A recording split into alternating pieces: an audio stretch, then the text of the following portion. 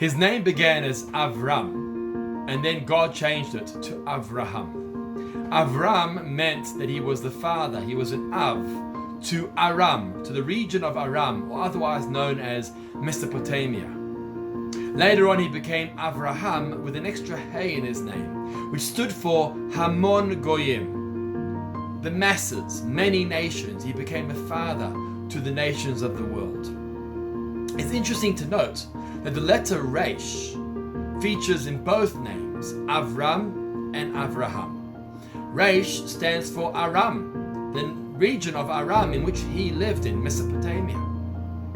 In other words, even after he was named Avraham and he became a father of all the nations, still the letter Resh of Aram features in his name.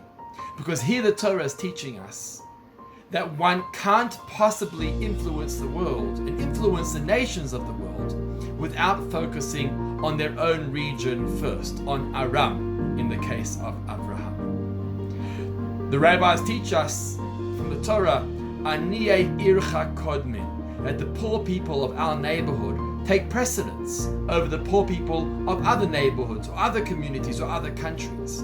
Because in order to change the world, we first have to change our community, our families, our communities, our neighborhoods, and our countries. And by doing that, and by changing our environment, then we'll be able to branch out and influence and transform nations and the rest of the world. Just like Avraham began with Aram and then eventually influenced the nations of the world. Shabbat Shalom.